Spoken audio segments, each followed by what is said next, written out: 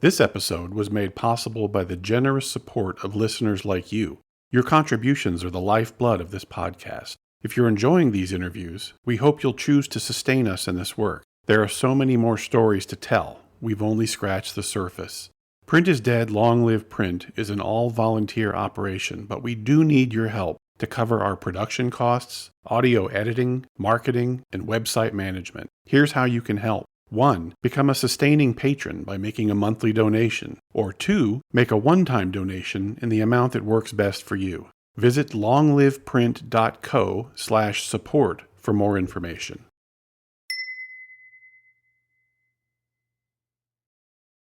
I knew I had to hire good people, and I was never afraid of good people. I was never afraid to hire people who I thought were better designers, better thinkers, better commissioners than I was. Sometimes they would just come in for a few months, and sometimes they stayed for a few years. Sometimes they were on staff, and sometimes they were freelance. Some of them, were already established great designers, and some of them were at the beginnings of their careers. But I loved it. I loved working with talented people.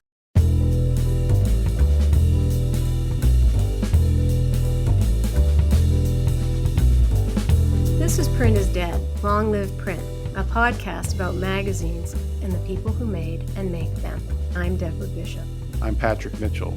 For decades, the New York Times Magazine has led the conversation about the best designed magazines in the world. Much of the credit for that goes to today's guest, Janet Froelich, one of the most influential and groundbreaking creative directors of all time. For the better part of her career, Froelich navigated the male-dominated world of magazines and joined other pioneering women, Sippi Pinellas, Bea Feitler, and Ruth Ansell, in paving the way for the women who would come after. After learning the ropes of magazine design at the feminist arts collective Heresies in the late 70s, Froelich moved on to work with the legendary editor Clay Felker to launch a magazine at the New York Daily News, followed by a wildly successful 24-year run as the creative director of the New York Times Magazine. She was also the co-creator of its sister brand, T, the New York Times Style Magazine.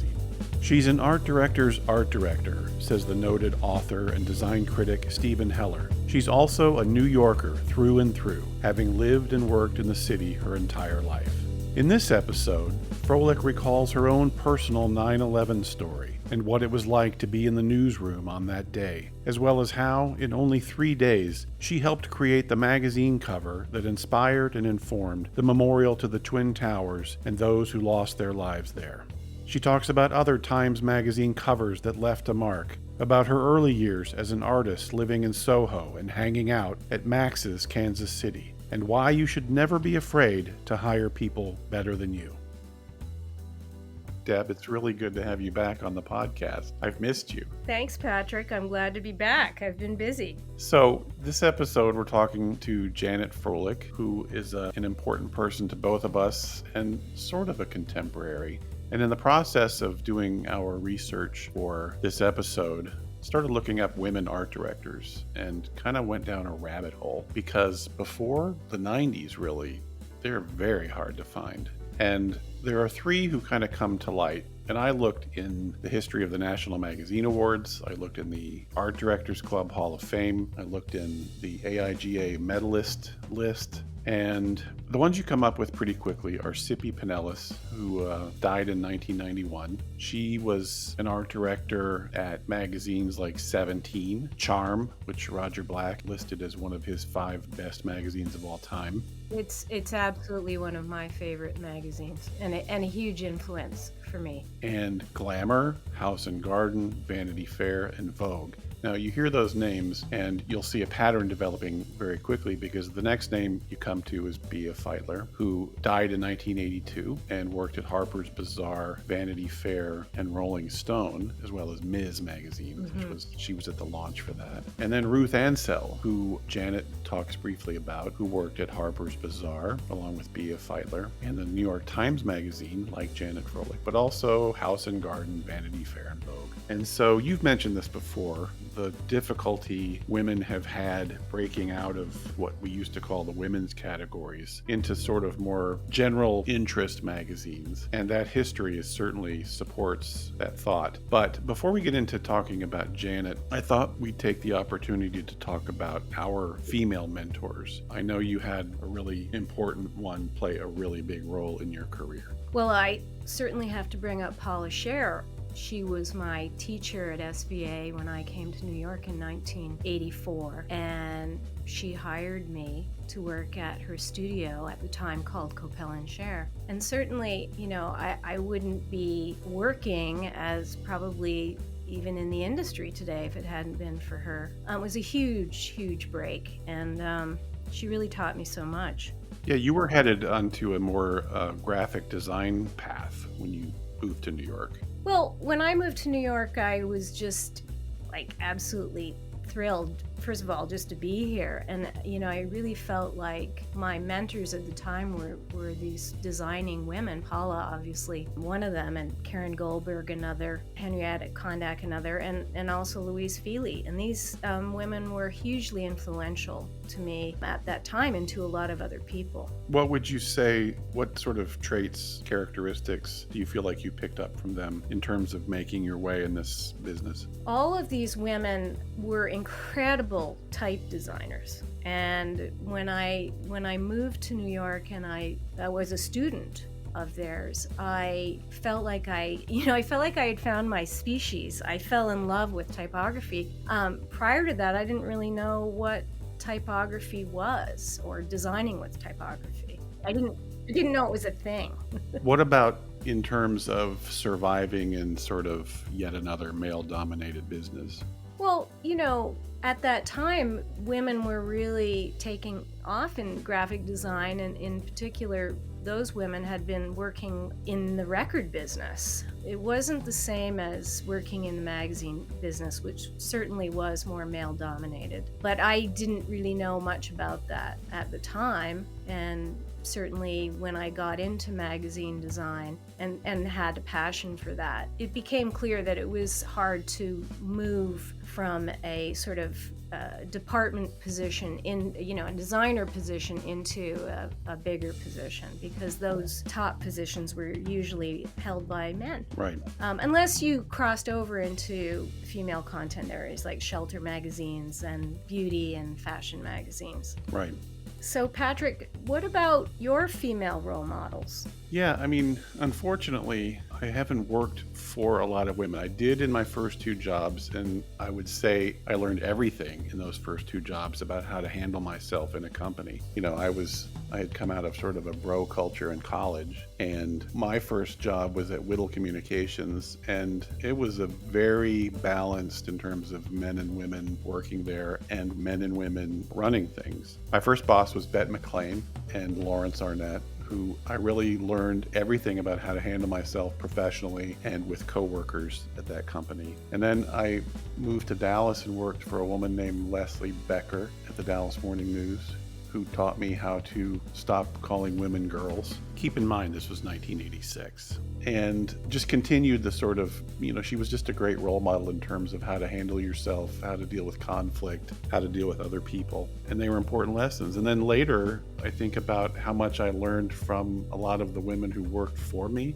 You don't have to be your boss to teach you things. Mm-hmm. And I learned a lot, surprisingly, I would not apply this until I started my own studio. But there was a photographer in Boston that I worked with named Susie Kushner, and her rep, Marilyn Cottenbach. They're both still out there working. And the way they handled their businesses, I just thought was just outstanding and such a perfect. They were great models for how to run a business in a way that looks professional and easy and with grace. And so thank you to both of them if I haven't thanked them enough already. Yes, and I'd like to thank mine too, the people that I mentioned before. Although, there have been a lot of women that I've worked for over the years. But I would say that Paula really gave me a good foundation and a good start. And I learned so much working with her. I shouldn't forget Oprah herself, who, although I didn't spend much time with, the way she handled herself in day-to-day business at the magazine was the same as these other women. It was a consistent theme in my experience with working with women in general and women bosses, the way they tend to instinctively handle themselves in business situations. We should move on now, and I don't want to forget about, there are lots of really talented women art directors these days, and we don't want to ignore them. Of course, there's Gail, and Gail. They don't all need to be named Gail, but we're talking about Bickler, Anderson, and Towie. You, of course, Natalie Kershay, Michelle Outland, who we interviewed in episode 3, Carla Frank, who we both know, and so many others, and many who you'll hear in future episodes of the podcast. To close things up, as we think about the history of women magazine art directors, where do you think Janet fits in this history that began with Sippy, Ruth, and Bea? I would say Janet is one of the most influential magazine designers of all time, female or otherwise, and groundbreaking because she was one of the few of them who succeeded outside the traditional women's categories. Yeah, I don't think you even have to qualify. I mean, that's, historically, unfortunately, that's kind of an extraordinary accomplishment because women have not been given the opportunities nearly as often to work outside those categories. But I don't think we need to make a qualification. I think, Janet's work and history prove that she's absolutely one of the great magazine art directors of all time. So let's get to the interview. Let's meet Janet. All three of us have worked in newspapers and magazines. Janet, can you talk about the cultural and practical differences between magazines and newspapers and what they might be able to teach each other? I mean, the newspapers are for the most part daily. They're immediate. They're about on-the-ground reporting, journalistic approaches to stories. Look what's going on in Ukraine right now. That's very much a newspaper's purview. And magazines take a longer view. They sort of step back and they come out with less frequency. So a lot of it is the sort of difference between the longer view and take on news and the short, quick reporting. When you went to a monthly, was it kind of a freak out for your body clock? Because everything it just seems so slow by comparison. It wasn't a freak out, but there's a grace to being able to think about things for 10 seconds. The weekly magazine, which was the New York Times magazine, was almost painful at times. The speed with which you had to produce covers, well-designed magazine, good journalism, and beautiful photography on a weekly basis is a Herculean task. It's really hard. Yeah. On a monthly basis, you have some breathing room. You have time to step back. That said, editors tend to take their deadlines and push them and sort of wait till the last week to put the whole magazine out. So you frequently had a weekly deadline on a monthly. Yeah. It sort of depends on how you deal with actual deadline. Obviously, the New York Times gave you a wonderful palette for doing great work, but what was it like showing up for work every day at the New York freaking Times? Well, it's an amazing place. It's an exciting place.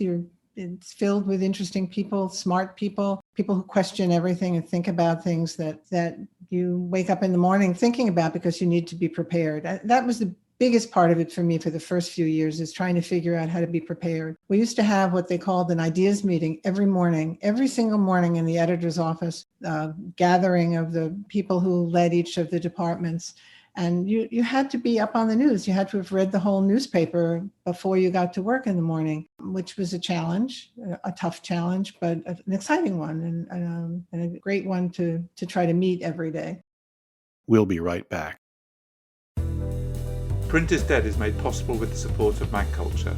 Read our online journal, listen to our podcast, and visit our shop to discover why we're convinced print is very much alive. All available at magculture.com. Working at the Times gave you a platform to cover news and make news. And I'm thinking about the 9/11 cover and the Matushka mastectomy cover. Tell us a little bit about working on these famous covers and any other ones that stand out. A couple of other ones also stand out. Romanian orphans, which I was thinking about because of the Ukraine. And then a year after 9/11, the Reimagining Rebuilding New York issue. The Times Magazine has this remarkable platform to speak to people.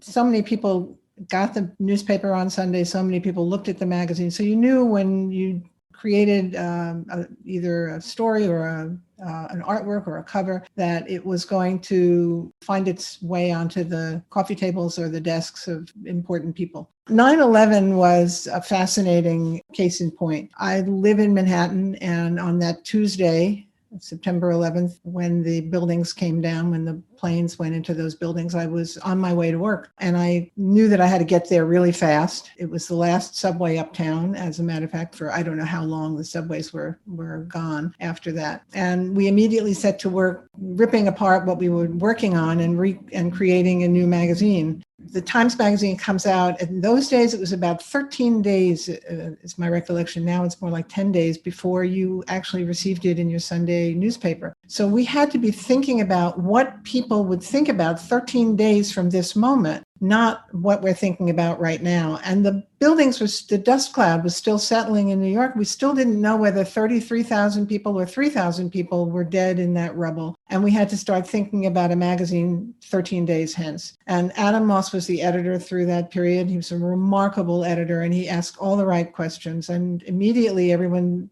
decided that the way to deal with this was to ask the smartest minds, the best writers, the best photographers, the best editors, to each independently come up with a personal take on the events. So they went to great writers, they went to great photographers, and Adam asked the art department to think about a memorial.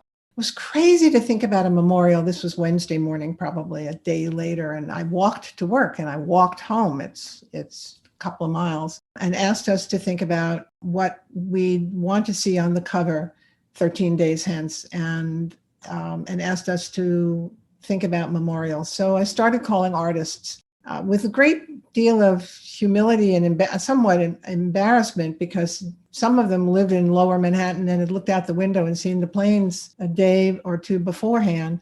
And asking them to create a memorial when they didn't even know what had happened yet was nuts. And most of them just gave me a sort of blank no. But I called Ann Pasternak, who was the creative director of Creative Time, and she is now the director of the Brooklyn Museum. And she knew of these artists who had all been working in the North Tower of the Trade Towers, most of whom survived because they weren't there overnight or in the early morning hours.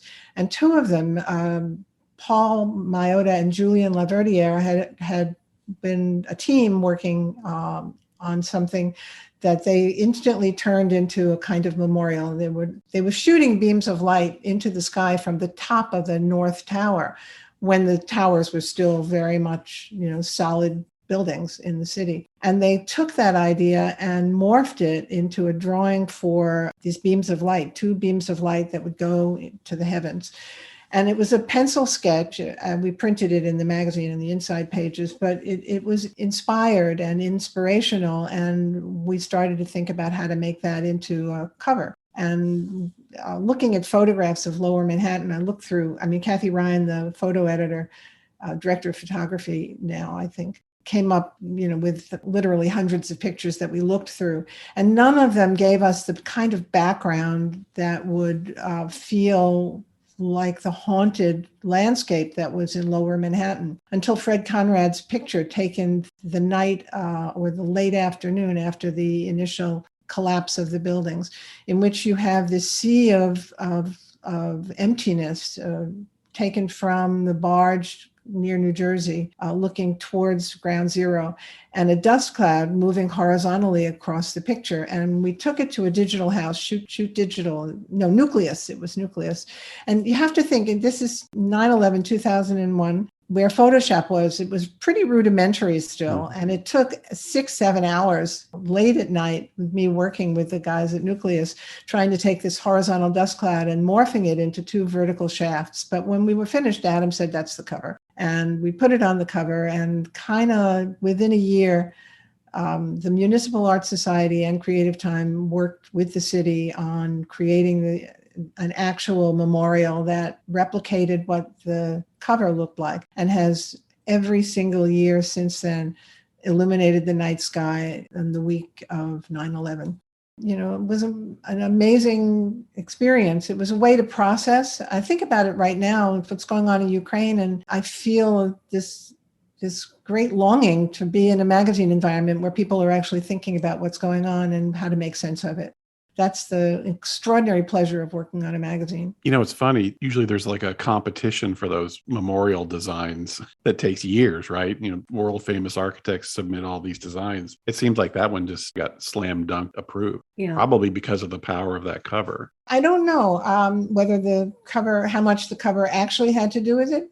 Sort of hope that it helped influence, but it's the haunting quality of the light that I think it's not a physical thing, because there are physical things down in the ground zero at this point. It took years to build them, but they're there.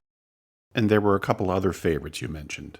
Matushka and the Romanian orphans. Sure. Matushka, it was an interesting example of pushing the boundaries of what is allowed on a national magazine that reaches the coffee tables of families, where children, and that's what people always worry about, that your young children might be exposed to images that are disturbing, that shake them up a little bit, that make them question things that are frightening. Matushka was this really interesting artist who had a mastectomy and who had decided to use her body and the mastectomy itself as an art form. And so she designed a dress that covered the one side of her body that still had her natural breast, and left the other side open, like a kind of toga. And you could see the scar where her breast had been. And she's a beautiful woman. And she photographed herself, and she did a lovely job with the images, and they were quite haunting. And we were looking for a cover on the story about breast cancer, and we decided to try it. We have these mats, and we would put mats on images and show them to our editors, and they would kind of say yay or nay to things to be worked on. And I was blown away because all of my editors were men, every last one of them.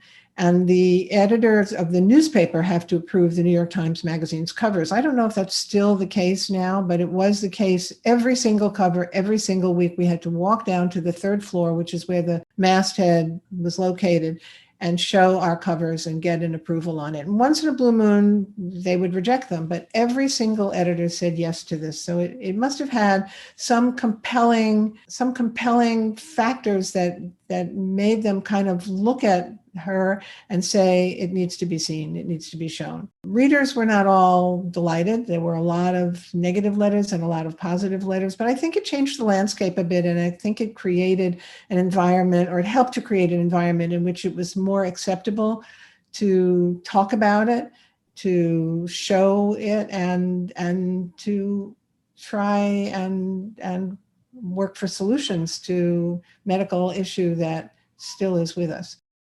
Would you talk about also the other cover that you mentioned, the Romanian children? The Romanian children is just this is the power of a global reach newspaper. James Nachtwey had been in Romania photographing the horrifying way that children who were orphaned were tethered to cribs, given practically no food, treated in a horrific fashion because the state couldn't deal with it. And he has this incredibly powerful vision, and he had presented the magazine with a photo essay, which we ran. It was an incredible outpouring of sympathy and resolve, and Americans adopted great numbers of Romanian orphans after that. So the reach of the cover on the Times Magazine could not only change events, but also change individual people's lives. Were you able to fight for the stories you felt strongly about? You can fight. You don't always win. But you can certainly fight. It was always sort of interesting. Kathy Ryan and I worked together and Kathy Ryan's the photo editor of the magazine and still is. And we worked together for well over 20 years. And we were frequently the only female members of a major meeting on stories. The magazine was predominantly male edited. The newspaper was predominantly male edited. And so there were any number of times where we fought really hard for a woman to be on the cover of the magazine, and it was refused because the stories were considered not as interesting, not as important, not as relevant. It doesn't happen, I think, as much any longer because everybody is more aware of the reasons for assumptions based on point of view, male-dominated point of view. Do you feel that you were ever able to change their minds, or? I think probably. It's a little hard to recall right off the bat. If I think of something a little later on as we're talking, I'll bring it up. I found a post on the website A Photo Editor about an at the time rumored move you were making to Real Simple, and it included the line, "She's likely just burnt and ready to make some serious cash." Which is funny, but even funnier was one of the comments that said, "Real Simple can pay Janet all the dough in the world. The fact of the matter is that it's a magazine that had its day years ago. She would be smart to sock the cash away and retire." But that kind of came true, no? Well, I don't know about sock the cash away. The Times notoriously did not pay art directors, creative directors as much as a lot of other magazines. But that said, those other magazines didn't pay that much more. So I don't know if salary is really the most interesting aspect of all of this, but I didn't go to Real Simple for money. And the Times probably would have made an attempt to, and they did make an attempt to match any offers that were there. It was more about wanting, after 25 years, wanting a different experience, wanting to be on the newsstand, wanting to actually see what mass market publications were like. And it just seemed like an interesting step to take. It's a funny quote because Real Simple hadn't been around for that many years. I know. 5 or 6. They're already calling it washed up. But it started out as with a very different mission than it had at the point at which I arrived there. And I thought it would be an interesting challenge. Given your record, I can only imagine how many times you got calls from other magazines trying to lure you away from the Times. Can you talk about some of them? What were your closest calls? Any regrets? No, actually, I mean, a number of people called me at various points, and it feels sort of funny to get into them now just because different people got hired and different things happened. But the closest call that I thought was sort of interesting for me was that I almost, I think this probably happened to a dozen other art directors, I almost went to J. Crew. And J. Crew, I think, liked to think of itself and its catalog as a magazine and looked to editorial minds to try to, I guess, grab readers and intrigue potential purchasers of J. Crew clothing. So I talked to them quite seriously, and very luckily, at the last minute, a big Texas conglomerate bought them out. And the woman who I had interviewed with, Emily Woods, who was the daughter of the founder of J. Crew, was let go. And the whole thing sort of fell apart. So I luckily had not accepted a position. Switching gears just a little, can you imagine making a weekly magazine during COVID?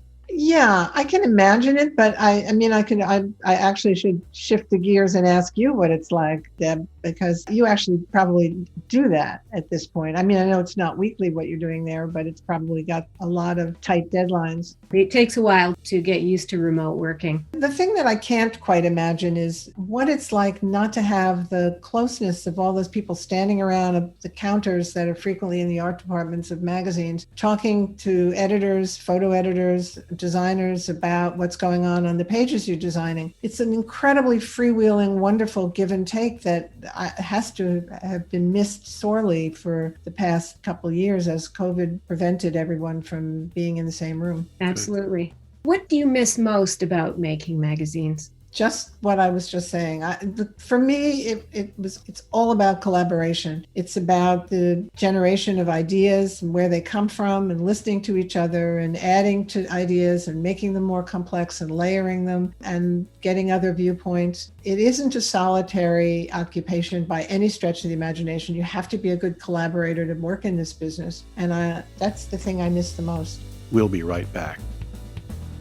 Your contributions are the lifeblood of this podcast. Here's how you can support us in this work. Number 1, become a sustaining patron by making a monthly donation. Or number 2, make a one-time donation in the amount that works best for you. Visit printisdead.co/support for more information. In 1977, you joined a group of women artists to produce a magazine called Heresies. It was described as an idea-oriented journal devoted to the examination of art and politics from a feminine perspective. Can you talk a little about the circumstances that brought you there and the role it played in your career?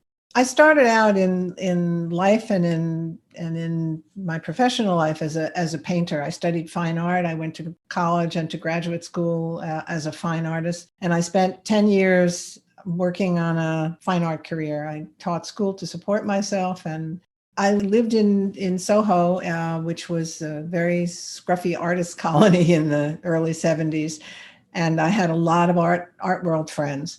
But my career as a painter really never took off. And I think partly, I sort of discovered later on why that was, but I started to look around for other ways to live a creative life. And I thought about going to law school. I actually took the law boards and thought for about 10 seconds about spending 3 years of my life going to law school. And I became involved with a group of women artists on this publication, Heresies, a feminist publication on art and politics. It came about in an era, it's still a little bit like this, but much less so, in which all of the art, the shows and galleries and museums were all of men. There were plenty of women artists, but they couldn't get a show. And if they got a show, it was in a very small backwater gallery somewhere. And every time there was a Whitney Biennial or a major group show mounted, it was 99% male. There were very few opportunities for women artists, and it made the women very angry. And some of them were incredibly talented. All of them were incredibly talented women and very serious artists. So they banded together and created this journal.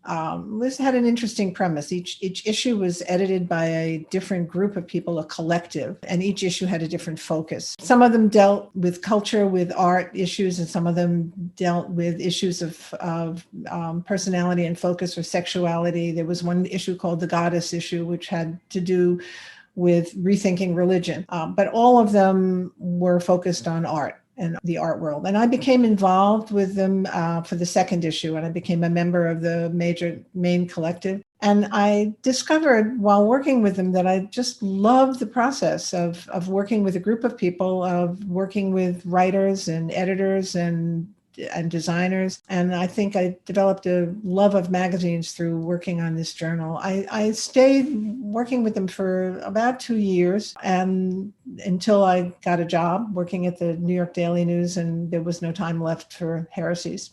You went from one profession, art, that was difficult for women into another one, graphic design. And while there have been women who have changed magazines forever, like you, it's still a male-dominated business. Why do you think that is? Oh, it's a really good question. And I've thought about it over the years because, frequently I would interview candidates for design positions at the Times or even at Real Simple. And 90% of the candidates were female. They were all women. But by the time you walked up the ladder, especially in the earlier years of my career, there were only men who had the top jobs. It's hard to say exactly why that was. It has to do with the same things that happen in every other field out there.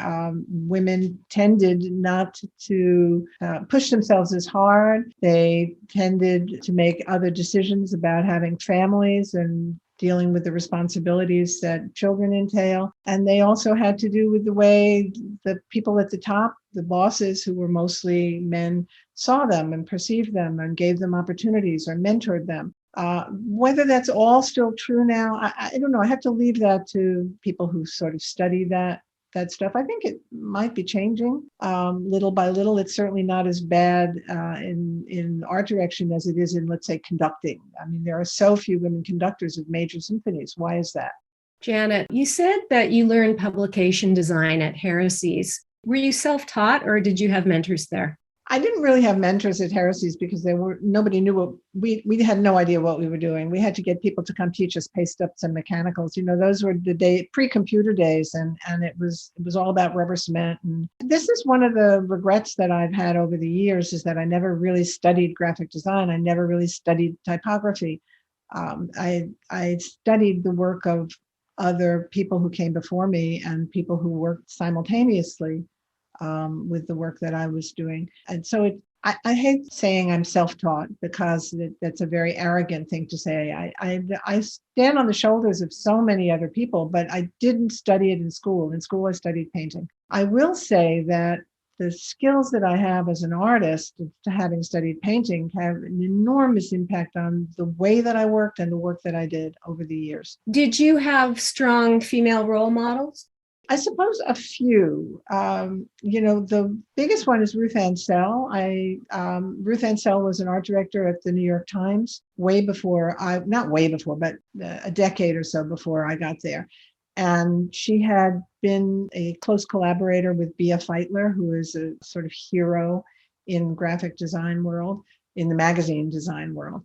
And Ruth Ansell, I remember because I collected UNLCs, those wonderful publications that Herb Lubalin and Aaron Burns put out. There was a piece on her, and they called her a rara avis, a rare bird. And she was a rare bird. She was the only woman art director in her time. I mean, there was C.P. Pinellas, and there were a few others before her, but there really were so few of them. So, she stands out as an important figure to me. As a woman, do you feel that you've had to fight for some respect during your career? I'm sure I did, but it wasn't a predominant feeling. For whatever reason, at the Times, I was always respected, and I always felt listened to, and I felt like I belonged and like I was part of the team. You've worked for two editors who were in the ASME Magazine Editors Hall of Fame, Clay Felker and Adam Moss. How do they compare? Two men in two different eras. Yeah, I know Adam Moss really well, and I worked very, very closely with him for a bunch of years. Clay Felker, I didn't know as well, and he was just a figure in the newsroom at the Daily News, a really interesting moment in time for the Daily News, which was trying to compete with both the New York Times and other afternoon newspapers in the city, and had developed something called the Tonight paper. These are newspaper wars that you'd never see today because nobody reads newspapers any longer. But Clay Felker, it was just interesting to watch him try to transform a tabloid news organization into a sophisticated processor of news for a much more literary, sophisticated audience. And I loved his story ideas. I liked the way he packaged things, but I didn't really know him terribly well. Adam Moss is one of the best magazine minds of his generation, of anybody's generation, and he's an inspiration to work with, and everybody who's ever worked with him, for him, credits him for the best of their work. He just had a way of pushing you harder and further, had a way of asking questions, the answers of which would bring you to a much more exciting solution. And it just had a way of pulling people together as a team. So you predated Adam at the Times. And so when he came in, what was the brief? Adam came in as the associate to Jack Rosenthal. And I think it was done to Jack Rosenthal, who was the editor at the time, much from a previous generation, an older man with a much more conservative point of view. And I believe it was Joe Lelyveld at the time, who was the editor of the newspaper, wanted someone to be a kind of foil to that, wanted somebody to push Jack a little bit. So Adam was the associate. So Adam had been there for a couple of years by the time Jack left to retire, to move on to the Times Foundation, and Adam took over. So the brief for Adam, I think, in the beginning was to push Jack a little bit towards a more adventurous way of editing the magazine. Adam, I think, established his own brief, which was to make the Times ever more relevant to continuing younger generations of readers. In 2004, you and Stefano Tonchi partnered to launch T, the New York Times style magazine, widely considered one of the most beautiful magazines in the world, and certainly awarded as such over the years. I'd love to hear how you partnered with him to create such a legendary brand. T came out of, the Times had always published a series of what they called Part 2 magazines, and they covered a disparate group of subjects: men's fashion, women's fashion, home design, travel, and food. And the idea was to try to bring them all under one roof and give them all an identity. And they were, I think, advertising magnets, and the Times began to see that it had a product that could generate revenue. So they brought Stefano in, and he was a men's fashion editor. I think he had been at at Esquire. But Stefano also deeply connected to the art world. His husband, partner at the time, but then became husband, David Maupin, was a gallery dealer. They lived with a lot of fine art. The connection between the low arts and the high arts, fashion design and painting and sculpture, the lines of demarcation for those things were completely blurred. And Stefano brought all of that to the table with tea. And this was just right up the alley for me, coming out of a fine arts background, loving working with artists, which I'd always done at the Times Magazine to solve a lot of the visual problems that we have. And so Stefano and I kind of together came up with calling it Tea, which is a little bit modeled on an Italian publication called D, but also W, and gave the magazines a kind of a particular kind of identity that would be strong enough to cover the disparate subjects and still feel like one publication. Well, I was always enthralled with the way you took the tea. I mean, it seems like a natural idea to take the big giant tea and play with it and create bespoke openers with it. You know, over the years, I've always loved taking a particular problem or assignment and sending it to like 10 different artists or 8 different artists. I had done a lot of that and asking them to interpret it. And I think a little bit here, credit to Fred Woodward, who did Draw the Cowboy with a whole bunch of illustrators. And I always had that in my head as Draw the Cowboy. I want to repeat that, but do it in my own way.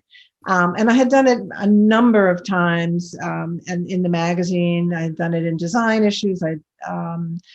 So it was sort of a natural. It was just part of my vocabulary to take the big chunky tea that Matthew Carter had done for me and send it out. It wasn't just to artists, though. We sent it to Fendi, and they did a fur tea.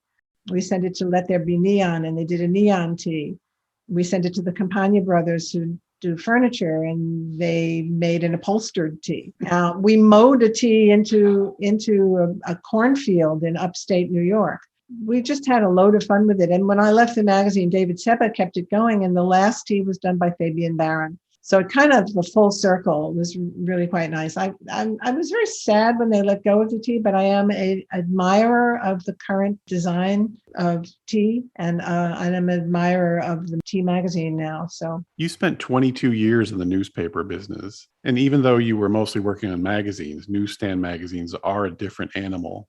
How did Kristen Van Ogtrop convince you to take the leap and join her at Real Simple? I like Kristen a lot. And so partly it was just her infectious personality. And we had a couple of lunches and I really enjoyed being with her. But she wanted to make Real Simple into something different. And she, her husband works at the New York Times Magazine. She's married to a story editor at the Times Magazine. So she kind of knows the magazine really well. And she wanted some aspect of what we had done at the Times Magazine to be brought to bear on Real Simple. And it excited me to think about working with her. I liked her. I also think I felt that things were changing at the Times, and I wasn't quite sure that I wanted to stay there through whatever the changes that were going to happen, where Stefano I knew was going to leave. Adam was going to leave. Adam had left, I think. So I think it was just Kristen herself and her personality. And also I just liked something about the challenge of doing, as I said earlier, of doing this newsstand magazine. Was that the first time you'd ever worked with a woman? No. Claudia Payne was the deputy editor to Warren Hogue. I saw, I think, 6 sets of editors at the Times. Usually new set of editors comes in, they fire the art director, but I always stayed on. I think that has as much to do with the New York Times' allegiance to people as it does to my own success at the magazine. Claudia Payne was the deputy to Warren Hogue, but she was a very forceful deputy and a force to reckon with. And so I think she was the first woman that I worked for in that sense. How did things end at Real Simple? You know, it's a sad and telling story. The magazine group was sold. Time Inc. Time started it and sold it to someone else, like Meredith? Meredith came a little bit later. It was Time Warner who was trying to consolidate its holdings and trying to figure out how to staunch the losses of several of their publications. Real Simple was a success and was making money. So they started to take money from Real Simple and not put it back into Real Simple. And we started to have budget cuts and people overseeing our issues and our mission who had nothing to do with the magazine. There were business side people. And you could see the handwriting on the wall that things were changing in the magazine business, that money was drying up, that the vision for the magazine was going to change. Kristen felt it, and I knew she was going to leave. And I was getting to a point where I didn't need to work all the time, and I was getting to an age where I didn't need to work all the time. So I put it all together and decided it was a moment to let it go. Good call. It only got worse after that. It got a lot worse. Yeah. Yeah. But the business is a challenging one now. And it's kind of sad to me. I used to sit on the subway and see the newspapers that I had designed, the magazine that I had designed in people's hands on the floor, this, kind of being stepped on. But it was alive and people were living with it. Nobody does anything but read their phones now. And I don't necessarily think that's bad. I'm not one of those people who looks back and says, oh, the good old days, it was so much better. I just think it's different. And we all have to learn to live with it. It's and it reminds me a lot of what happened to 12-inch record album covers, going down to those CDs. Tiny little CD cases and smaller still, like a little icon on your phone. We'll be right back. Print is Dead is made possible with the support of the Society of Publication Designers. The SPD powers the future of visual storytelling, setting the standard for editorial excellence and shaping the future of visual culture. For more information, visit spd.org. Do you buy any magazines now? I am a subscriber to the New Yorker, to the Atlantic, to New York Magazine. I get the New York Times delivered to my husband, and I read the paper every day, and I get the Sunday paper. But other than that, I don't buy them, and I used to be a magazine junkie. I used to describe myself as a magazine junkie. I had piles of magazines on my desk all the time, looking to see what people are doing. It's a natural to kind of not do that anymore. Yeah, you have a limited selection, but is there a magazine that you really kind of admire the design of right now? Yeah, the ones that I subscribe to, yeah, certainly. And I do admire T. I think Patrick Lee does a lovely job on it. I think it's well designed. And I know there are so many niche magazines now, the food magazines and the lifestyle magazines and the fashion magazines that are geared and printed on extraordinarily lovely paper. And you probably print all told 500 copies, and they go to 500 people, but they're gorgeous. And there are a lot of those, but they don't have enormous influence in the culture because not enough people live with them. You're a New Yorker through and through. You were born in Brooklyn and raised in the burbs. Which ones? Oh, I was just raised in Queens. I don't know if that's a burb. It's like a lot of hip young people live in Queens now. But born in Brooklyn, raised in Queens. And what did your parents do? My mother was a homemaker, and my father ran a business called Froelich Lightcraft, and he designed and manufactured lighting fixtures. My father died when I was a little girl, and my mother took over the business, but she was not a designer, so she went in a couple of days a week to keep the business afloat as best she could. She called it going to business. That was her phrase. Gosh, did you see? She was the only mother of any friend I ever had who worked. Have you ever lived anywhere else other than New York? Not in a really permanent way. I mean, I went away to college and I went away to graduate school, and I lived for about 3/4 of the year in Paris when I was 20 years old. I took care of a baby. I worked au pair. But other than that, no, I'm a New Yorker. Things have obviously changed since you were a kid. Manhattan is different. Brooklyn is different. The art world is different. What was the young Janet's dream in those days? I wanted to be a fashion designer, and I drew all the time, and I drew pictures of girls in, I'm sure this is a classic girl thing, but I drew pictures of girls in fancy dresses, and on the cover of the book was always Fashions by Janet. I mean, it's sort of embarrassing at this point. And then in high school, I had a remarkable mentor, a man named Philip Frankel, who ran something called the Art Squad. And we did signs and posters, and I designed the yearbook, and I designed the logo for my school newspaper. And I loved graphic design. And then I went away to college, and graphic design was commercial art, and it was really denigrated. And I was very influenced by that. And so I became a painter. And so it's like full circle, when I hit my late 20s, early 30s, getting into graphic design. What was the first magazine you can remember having an effect on you, where you actually noticed the design? We got Time magazine when I was a kid in my house, and we got Life. And I think Life probably had the most effect on me because of the quality of the images and because it was well designed.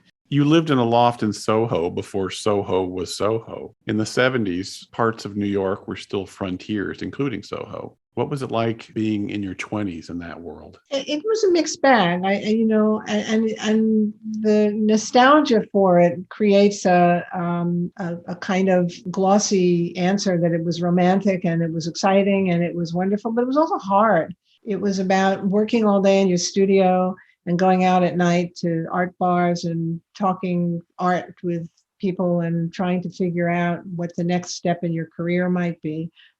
It was about trying to find inexpensive places to live and to work, which wasn't easy, but it's a whole lot easier then than it is now. So I suppose even that. I'm a rube from Texas. I didn't get to New York till the 80s, but even then SoHo was really rough seeming back then. I never found it rough. I guess I was used to it. But if you got into a taxi and asked them to take you to Broome Street, Mulberry Street, which I lived on Mulberry, which was actually more Little Italy, in a factory building in a loft, but more Little Italy than SoHo.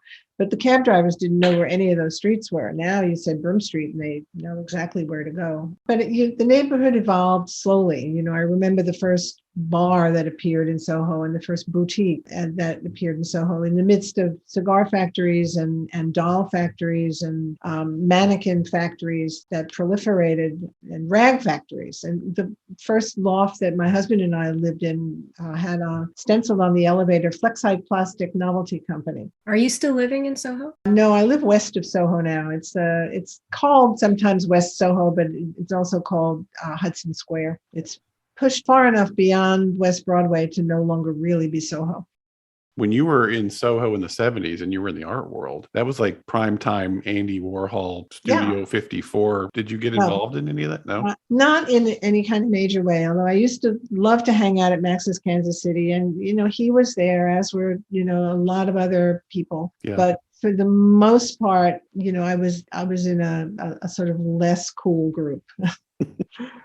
How would you advise young Janet to follow her dreams in 2022? I always told young people who came to see me either with their portfolios or just to talk about careers, work for the most exciting person you possibly can. Don't go for the money in the beginning. Go for the ideas, the talent, the brilliance. You want to work with good people. So that's first off. The second thing is I don't think editorial is right now is a career with a lot of potential. There are so few places to work any longer that I think you really have to kind of mix it up and work for different kinds of organizations and work for different kinds of designers to get a sense of where you can ply your craft. I'm giving you credit for this because from my memory, it seemed to happen on your watch, and I don't think it could have really happened anywhere else. But over the years at the Times, you've brought in a who's who of incredibly talented future art directors. Among them, Rem Duplessis, David Seba, Dirk Barnett, Gail Bickler, Joel Kyler, Lisa Naftalin, Louise Strauss, Chris Dixon, Michelle Outland, Jennifer Pastore, Richard Baker, Catherine Gilmore Barnes, Elizabeth Spiridakis, Scott Stowell, Andrea Fella, Emily Crawford, Christina DiMatteo, Jeff Clendenning, David Armario, Christopher Martinez, Dragos Lemny, and Jeanette Hodge Abbing. My God. At Heresies, you were part of a collective. Can you talk about how you built your own design collective at the Times? Well, it wasn't really a design collective, but when you put out a magazine like the New York Times every single week, and you have to do a good cover every single week and create a good design, and it isn't formatted and you don't want it to be formatted, you need good people to work with. You can't do it yourself. And to run a department, you're not even designing most of the time. You're coming up with ideas or figuring out which ideas work and then pointing to somebody and say, you do that. So I knew I had to hire good people. And it's also spread out over 20 something years, 22, 25. I actually think it's 25 years.